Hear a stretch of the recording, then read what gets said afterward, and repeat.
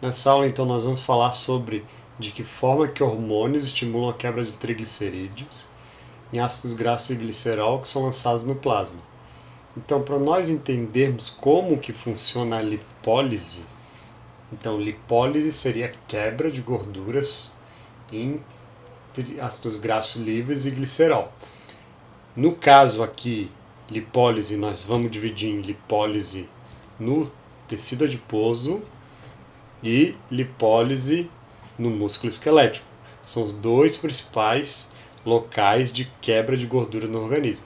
Então o próprio tecido adiposo ele já faz a quebra de gordura, porque se ele é o principal local de armazenamento, é onde ele consegue já quebrar o triglicerídeo, uma molécula grande de gordura, em ácidos graxos e glicerol, para mandar para a corrente sanguínea, e um grande captador de ácidos graxos, de gorduras, primeiramente saindo aqui na forma de ácido graxo e glicerol e indo pela corrente sanguínea durante o exercício.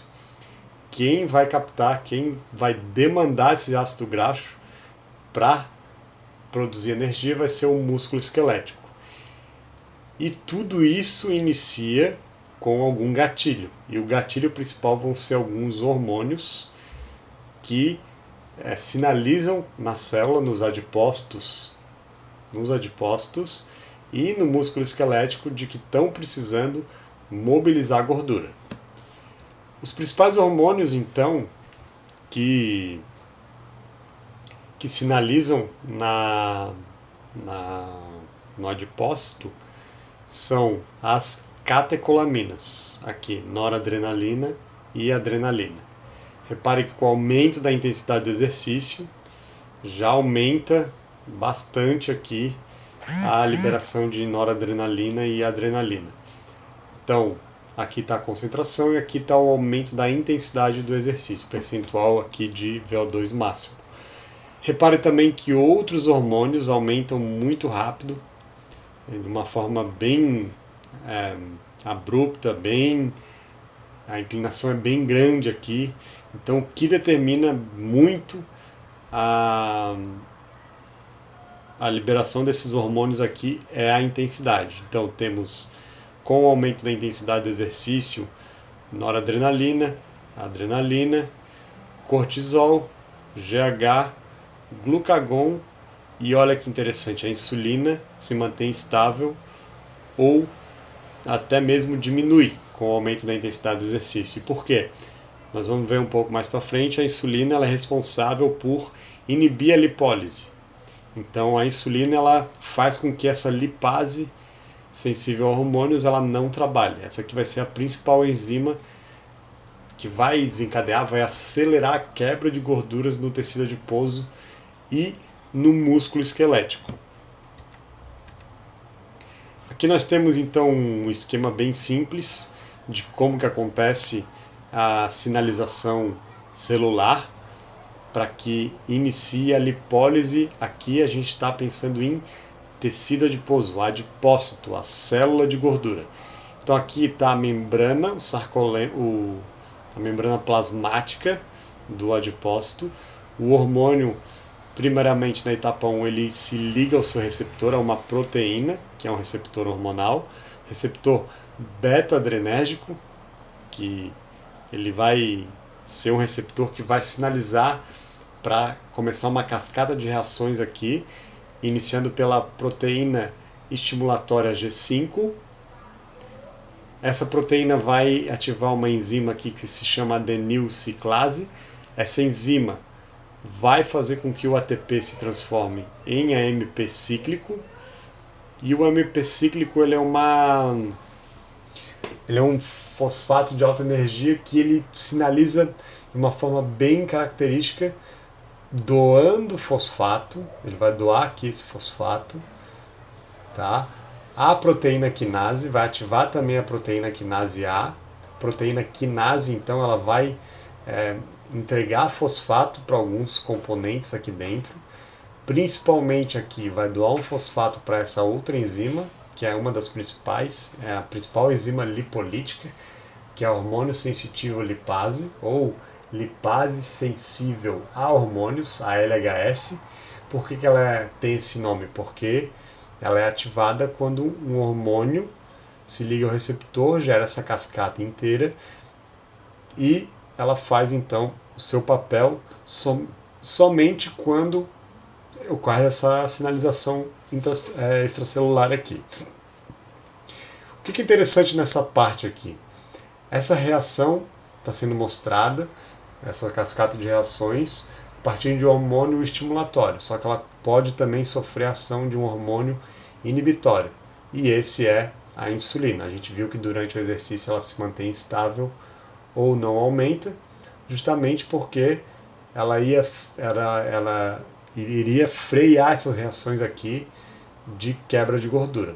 Então a insulina ela agiria aqui interrompendo mais ou menos essa etapa onde a proteína quinase A doaria o fosfato para perilina, já vou explicar o que é a perilina, e ela frearia as reações aqui e faria com que o lipídio não fosse quebrado do tecido adiposo. Então a insulina ela tem a função de diminuir a lipólise no tecido adiposo.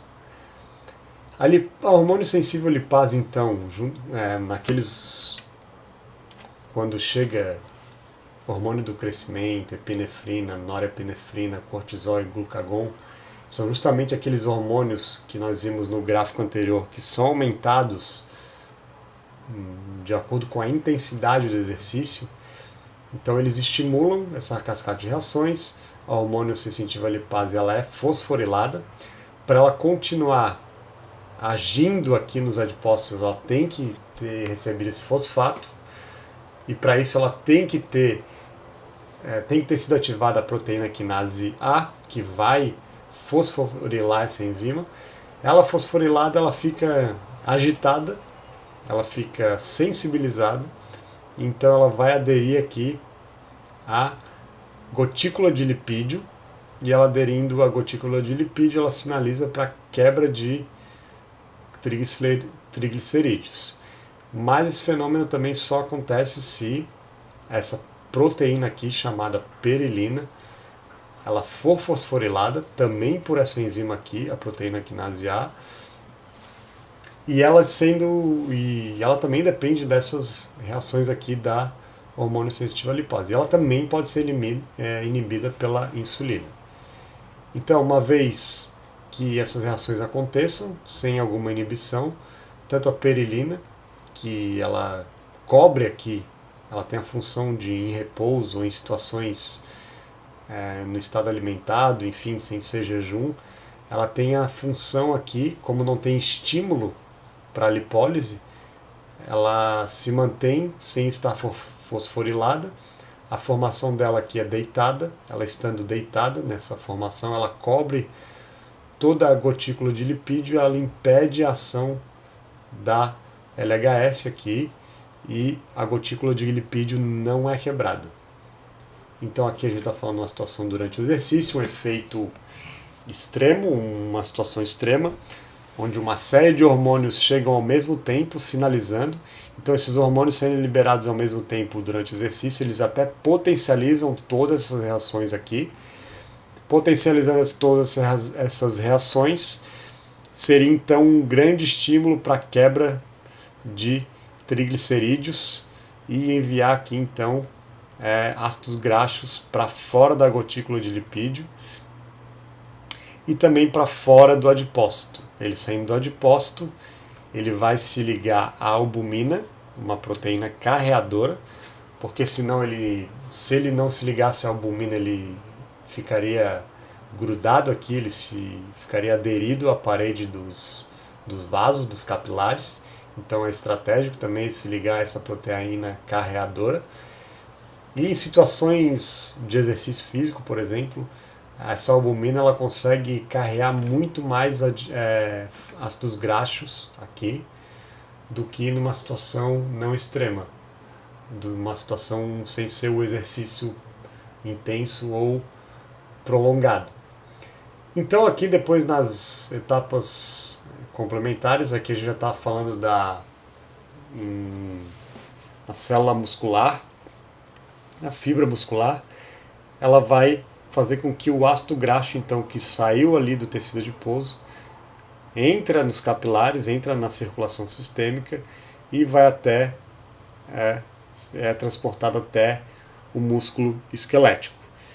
Depois nós vamos ver que existe essas etapas aqui, elas podem limitar a lipólise no tecido adiposo e também na entrada no músculo, entrada depois na mitocôndria, e que a lipólise, a oxidação, a quebra de gorduras, ela tem vários locais, vários gargalos.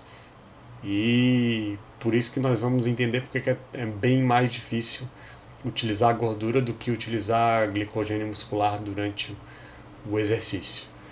Na próxima aula, então, nós vamos falar sobre lipólise no músculo esquelético.